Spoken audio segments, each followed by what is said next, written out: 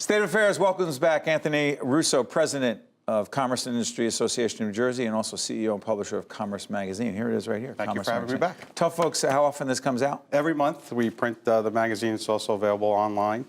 And the issue you have in front of you is our special one where we highlight the charitable good works our companies do for their communities. Who is it for, this magazine? It's for the business. It's a business-to-business magazine. It goes out to about 30,000 people. So very proud of it. And we have a cross-promotional relationship with your publication. You just said to me it's all about the budget before we got on the air. It's all about what? The governor's budget? Governor's budget. What's in it that matters to the business community? Yeah, we just take a step back. Everything that happens in Trenton, we believe when you represent all the businesses that we do, 900 companies, that politics is woven into the fabric of business. How dare you? And so what we tell our members is, yeah, you have to pay attention to what's going on in Trenton, especially during the budget season, because that's when they either propose taxes, cut spending, initiate new programs. So this is an important time of the year, and I told them to be vigilant between now and June 30th. Okay, so the millionaire's tax. The governor says we need that money. You and I have talked about this for years. Right. It went up a little bit last time for $5 million and up. Right. Governor now says for every penny or dollar over $1 million, we need to take a little more to create tax fairness, you say? Well, I say that he should do a deeper dive, and I'm using his words, when he says his agencies went back and looked for some savings, and they came out with $200 million worth of savings. We're telling them, go deeper, because we think that the cost of government's too high. So before you even initiate a millionaire's tax or any kind of tax, you really have to go back and check your own numbers and see if you could find those savings there. You think there's some savings there. In fact, the Senate President, Steve Sweeney, will be joining us. We have an in-depth interview we're taping next week as we're doing this program. The Path to Progress report, it talks about finding savings, looking for ways to be more cost-effective, the pension crisis, et cetera. Why is this report, Path to Progress, so important? It's important because it came out last August, and I give the Senate President credit and his team, because what they did was they did the deep dive into the cost of government. And what they realized was that they have to do a few things. And we looked at that report, and we support the majority of what's in there. And I'll give you a couple examples. Sure. Everybody talks about consolidation and shared services. We're actually moving away from the word consolidation because we get that everybody likes their home rule. 566 municipalities. Shared services is more the way to go. So if there's cost savings with police departments, EMS, even public works, that's the way to go. That's where you could have some savings. We think the 800-pound gorilla continues to be the pension crisis. I mean, if it came due today. The public employee pension crisis. But hasn't a lot of progress been made?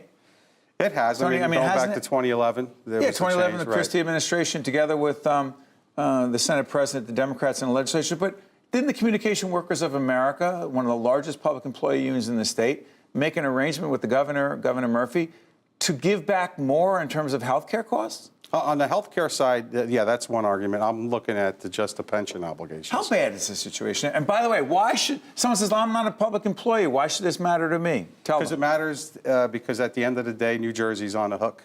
So if our pension liability... On the hook, that's a Jersey term for we got to pay for it? Right. Don't go neighborhood on me. Okay, I won't. I'll try But not you get on the hook for it. We got to pay for it. I'm a Jersey City on you. Yeah, okay, go ahead. But when I say on the hook, we're responsible at the end of the day. The citizens of New Jersey, the state of New Jersey. So the public workers, right, they earn that pension. They deserve it. So it's not a question of them, deserving it. Our question is how are you going to pay for it?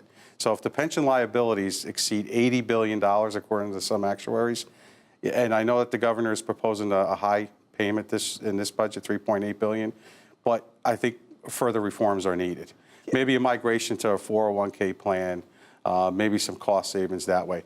But he deserves a lot of credit because on the health care side, he did work out an agreement with the unions to save some money. But not enough. Again, it all depends on the pension side it all versus the depends on, let me try this. Do you, the innovation initiative, we have an initiative called the Future of Innovation. You just had a panel discussion. Help us on this, Mr. Russo. Yeah, last week we had a discussion at Montclair State University, their new communications theater. Which is great, on artificial intelligence. We had speakers from Rackspace, Google, and really what I learned from our event last week, maybe the term artificial is the wrong term. I was educated last week. It's really augmented intelligence and what they mean by that, and I didn't have that appreciation. I think everybody thinks of artificial intelligence as the Terminator, robots. But what it is you enter all this data into computers and they actually predict an outcome. Let me do this in the limited time we have.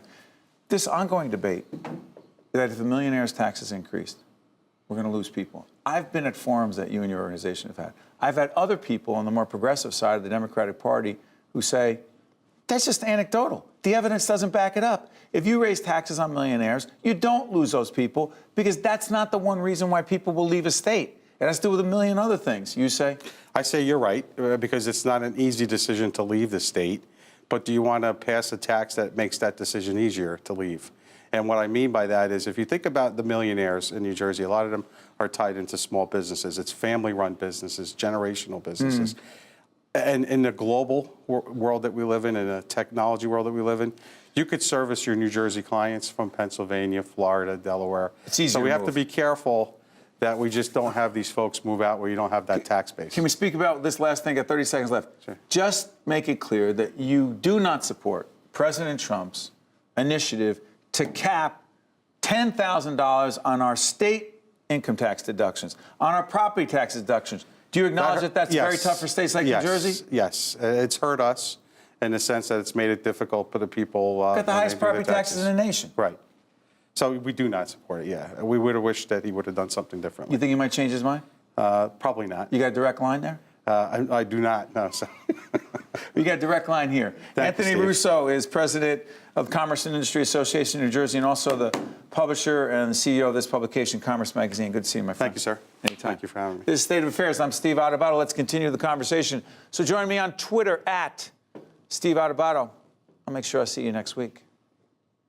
State of Affairs with Steve Adubato is a production of the Caucus Educational Corporation, celebrating over 30 years of broadcast excellence. Funding for this edition of State of Affairs with Steve Adubato has been provided by International Union of Operating Engineers, Local 825, Hackensack Meridian Health, the New Jersey Economic Development Authority, the Port Authority of New York and New Jersey, Seton Hall University, Choose New Jersey, and by the New Jersey Office of the Insurance Fraud Prosecutor, Office of the Attorney General.